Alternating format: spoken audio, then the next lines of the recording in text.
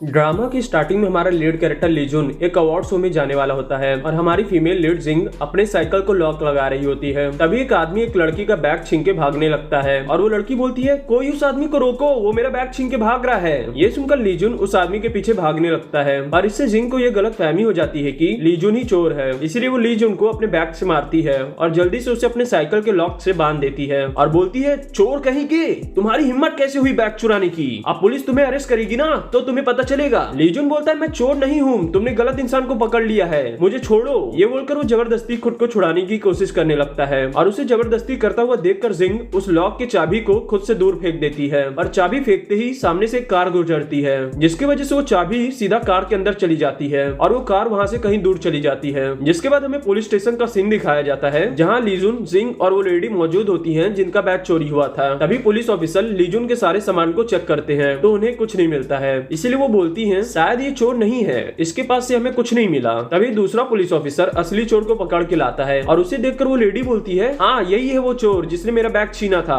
Police officer बोलती है, आप श्योर है मैम? वो लेडी बोलती है, हाँ मैं श्योर हूँ। ये सुनकर जिंग लीजुन से बोलती है, मुझे माफ कर दो, मुझे गलतफहमी हो गई थी। लीजुन पुलिस ऑफिसर से बोलता है, मैम इनके वजह से मैं अपने अवार्ड शो में जाने से लेट हो गया, मैं इन्हें सू करना चाहता हूँ। सिंह बोलती है, मैंने तुमसे माफी तो मांग ली ना, तो फिर क्यों तुम मुझे सू करना चाहते हो? जिसके बाद अगले सीन में सिंह वहाँ जाती है जहाँ उसकी बाइसाइकिल थी और लॉक न होने की वजह से अब उसकी बाइसाइकिल चोरी हो गई है, इसीलिए अब वो देर रात सुनसान सड़क पर अकेली होती है और एक अकेली लड़की को देखकर दो लड़के उसके पास आते हैं और उसे छेड़ने लगते हैं। पर तभी लीजुन अपनी महंगी कार के साथ वहाँ आता है और उसे देखकर सिंह बोलती है, लीजुन मुझे बचाओ। ये सुनकर लीजुन अपने कार से नीचे उतरता है और जिंग को अपने कार में बैठाता है और बोलता है, तुम्हें जानना है एक हीरो कैसा होता है? रुको मैं तुम्हें दिखाता हूँ। ये बोलकर लीजुन जाता है और उन दोनों लड़कों को बहुत ही स्टाइलिश वे में मारता है और उसे इतनी स्टाइलिश वे में लड़ता हुआ देखकर जिंग बहुत ही ज्यादा शॉक हो जाती है और उसे देखकर लीजुन बोलता है, तुम क्या देख रही हो, चलो साइड हटो। ये बोलकर वो अपने कार में बैठ जाता है। जिसके बाद वो जिंग को उसके यूनिवर्सिटी में छोड़ता है और बोलता है, तुम सच में यहाँ पढ़ती हो? जिंग बोलती है, हाँ, तुम्हारा शुक्रिया मुझे बचाने के लिए, और क्या तुम मुझे सच में सू करने वाले हो? लीजुन बोलता है, हाँ। जिंग बोलती है, तुम मुझे माफ नहीं कर सकते हो क्या? हम सेम कंट्री से हैं। लीजुन बोलता है, तुम चाहे जो भी बोलो मैं तुम्हें सू करूंगा। जिसके बाद लीजुन अपने घर जाता है तो वो देखता है कि पुलिस स्टेशन में गलती से उन दोनों का पासपोर्ट आपस में एक्सचेंज हो गया है, इसीलिए वो दूसरे दिन उसी यूनिवर्सिटी में जाता है और लोगों से जिंग के बारे में पूछने लगता है। तभी एक औरत उसे बताती है कि ये लड़की आज परफॉर्म करने वाली है, इसीलिए लीजुन जिंग को ढूंढने के लिए स्टेज की ओर जाने लगता है। पर वो इस बात से अनजान होता है कि उसका पीछा वही दोनों लड़के कर रहे हैं जिन्हें उसने मारा था। वहीं दूसरी ओर जिंग की दोस्त उसके पास आती है और बताती है, आज परफॉर्मेंस को जज करने वाले हैं डायरेक्टर जेम्स और वो खुद ही अच्छा परफॉर्म करने वाले को पिक करेंगे।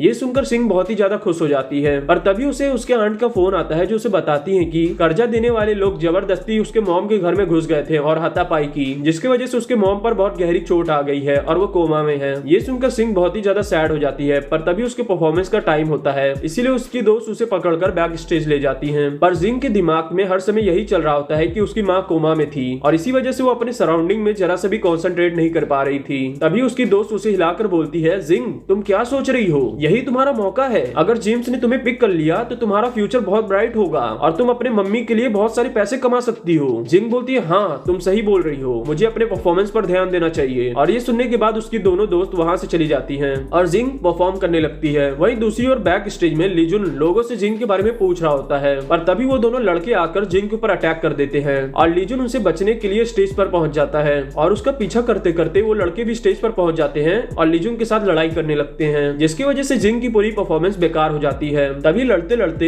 एक लड़के से गलती से स्पॉटलाइट की रस्सी खुल जाती है, जिसकी वजह से वो सारी स्पॉटलाइट जिंग के ऊपर गिरने वाली होती है। पर तभी एन समय पर लीजुन उसे खींचकर बचा लेता है और ये सब तमाशा होने की वजह से जज निराश होकर वहां से जाने लगते हैं और ये देखकर जिंग उन जजेस को रोकने चली जाती है, पर जज उसकी बात न मानकर वहां से चले जाते हैं और जिंग बहुत ही ज्यादा सैड हो जाती है। जिसके बाद अगले सीन में लीजुन जिंग के पास आता है और उसे देखकर जिंग बोलती है, अब तुम्हें क्या चाहिए? लीजुन बोलता है, हमारा पासपोर्ट आपस में बदल गया था, मैं वही लौटाने आया था। वैसे मैंने सुना कि तुम बहुत ही जल्द चाइना जाना चाहती हो, पर क्यों? जिंग बोलती है, इससे तुम्हारा कोई मतलब नहीं है। लीजुन बोलता है, मैं तो बस तुम्हें कॉम्पनसेट करना चाहता था क्योंकि मेरे वजह से तुम्हारे पैर में चोट लगी है। जिंग बोलती है, अगर तुम मेरे लिए कुछ करना ही चाहते हो तो प्लीज यहाँ से चले जाओ। लीजुन उसका हाथ पकड़ के बोलता है, मैं तो बस तुमसे माफी मांगना चाहता हूँ। जिंग बोलती है, मेरा हाथ छोड़ो, तुम्हें पता भी है मेरे लिए तुम सिर्फ पनौती हो। जब से तुम मेरी लाइफ में आए हो मेरे साथ कुछ भी अच्छा नहीं हो रहा है। मैंने महीनों से इस डांस को प्रिपेयर किया था पर तुम्हारे वजह से एक पल में सब बर्बाद हो गया। आज वो दिन था जब मेरा सपना पूरा होने वाला था और तुम्हारे वजह से सब खत्म हो गया और अब मुझे इमरजेंसी में कहीं जाना पड़ रहा है, इसीलिए मैं तुमसे विनती कर रही हूँ तुम मुझे फॉलो मत करना। ये बोलकर वो रोते रोते वहाँ से चली जाती है। जिसके बाद हमें कुछ दिन बाद का सीन दिखाया जाता है जहाँ हमें लीजुन एक डांस कंपटीशन शो में दिखाया जाता है और वहाँ उसमें और उसके फेलो कॉम्पिटिटर में एक ग्रुप डांस कंपटीशन होने वाला होता है और इसीलिए वो दोनों अपने ग्रुप के लिए ट्रेनी डांसर चुन रहे होते हैं। और सभी ट्रेनी चुनने के बाद जब सिर्फ 2 ट्रेनी बचते हैं तो एंकर बोलती है अब सिर्फ 2 ही ट्रेनी बची हुई हैं, जिनमें से एक है मिस जिंग जो एक प्रोफेशनल डांसर और एक्ट्रेस है।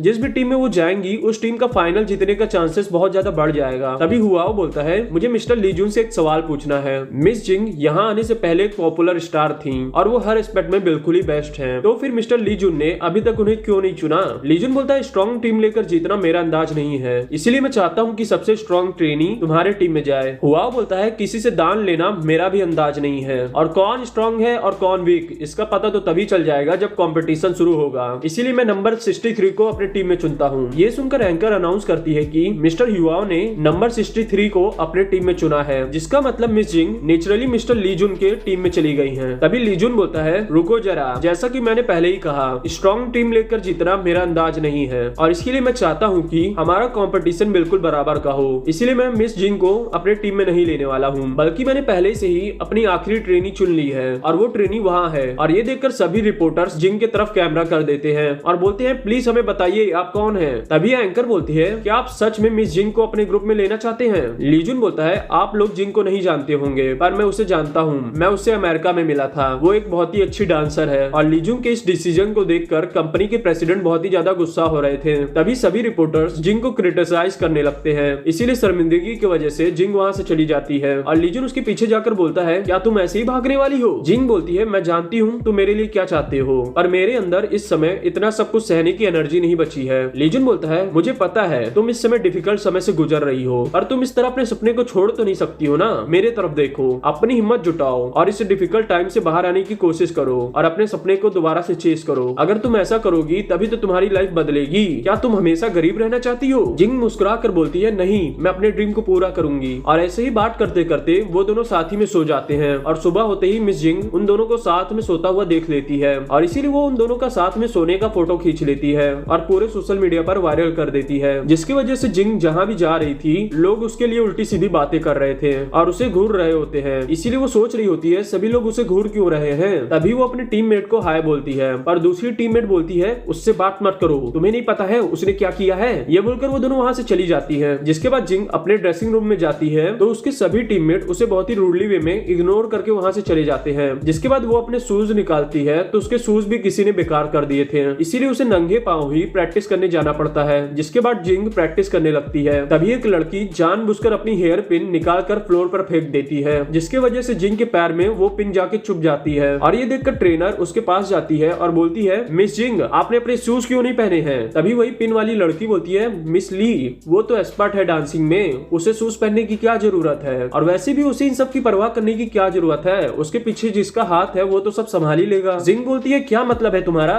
मिस ली बोलती है अच्छा ये बहस करना बंद करो और मेडिकल रूम में जाकर अपना ट्रीटमेंट करवा लो। जिसके बाद अगले सीन में जिंग अपने टीममेट के पास जाती है और बोलती है ए तुमने मेरे बारे में पहले ऐसा क्यों बोला था? वो लड़की बोलती है इतना बनो मत जैसे कि तुम्हें कुछ पता ना हो, ये सब करने से पहले तो जरा भी नहीं सोचा और अब ऐसे दिखावा कर रही हो जैसे तुम मासूम हो, और चाहे जितना भी दिखावा कर लो सबके सामने सच्चाई आ ही गई है। जिंग बोलती है मुझे बताओ तो मैंने किया क्या है? वो लड़की बोलती है तुमने लीजुन को फंसाया है और क्या, और अब वो तुम्हारे माँ का मेडिकल बिल भर रहा है। जिंग बोलती है तुम ये क्या बकवास कर रही हो, मेरे माँ का इलाज चैरिटी के पैसों से हो रहा है, जो पैसे हॉस्पिटल के चैरिटी एड फाउंडेशन से मिला है। वो लड़की बोलती है चैरिटी और फाउंडेशन, हाँ तुम तो यही बोलोगी। ये बोलकर वो लड़की वहाँ से चली जाती है और जिंग अपने माँ के पास जाकर रोने लगती है और थोड़ी देर रोने के बाद वो लीजुन को फोन मिलाती है और उसे मिलने के लिए बुलाती है और उससे पूछती है क्या तुमने मेरे माँ के इलाज के लिए पैसे दिए हैं? लीजुन बोलता है हाँ मैंने दिए हैं क्योंकि मैं तुम्हारी मदद करना चाहता था। जिंग बोलती है मुझे पता है तुम मेरी मदद करना चाहते थे पर अब तुम्हारी वजह से लोग मेरे बारे में उल्टी सीधी बातें कर रहे हैं। लीजुन बोलता है हाँ तो बनाने दो ना बातें, हमें तो सच पता है ना।